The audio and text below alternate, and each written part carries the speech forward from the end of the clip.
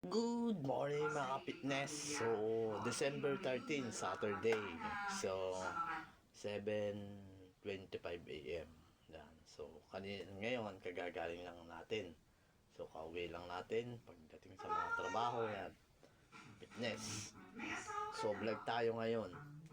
So, ilang days na lang. So, 13 ngayon. 40, 50, 60, 17, 18, 18, 20, 22, 3, 4, 5, 12 days na lang mga fitness. So, Pasko na. So, handaan na naman. So, kainan, Christmas party, so family party, Christmas party, yan. So, mabubusog na naman tayo ngayong Pasko. So, yan. Pagdating naman ng January, so may mga kanya-kanya naman tayong fitness goal or New Year's goal. Ano yung goal natin pagpasok ng bagong taon. So, yun. Magplan tayo para sa ating fitness goal ngayong taon o ano yung mga plano natin sa buhay natin. Kung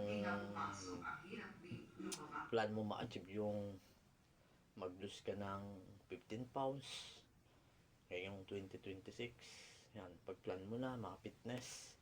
Then ang plan ko kasi ngayon 2026 mga fitness is marami akong plan. So ang unang plan ko is yun nga, yung babaguhin ko yung lifestyle ko sa pagkain. Then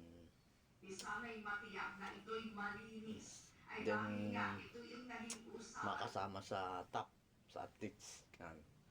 Then pangalawa is yung makakuha pa ako ng international certificate kung sakaling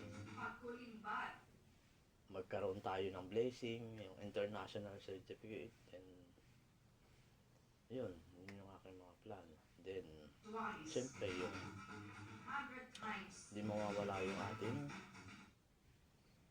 yung fitness goal natin na ma-achieve. Kung gusto ko mag-bulking pace ng 3 months, pag-cut ng 3 months, yan, para sa preparation ng competition. Yan.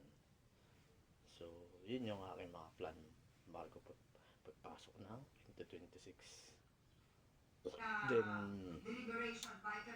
ma-achieve ko pa yung ibang bagay na gusto ko. At gusto ko yung ma-achieve pa yung mga ibang pangarap ko, mga fitness. So, yun lang. Maraming salamat. Tuloy-tuloy lang tayo sa ating fitness goal.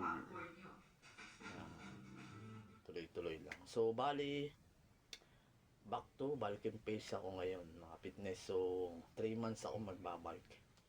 Yan. So, abangan nyo mga fitness. So, day 1 ko kahapon. Then, 3 to 2 months ako magkakat para sa competition. So, yun lang mga fitness. Stay fit and healthy.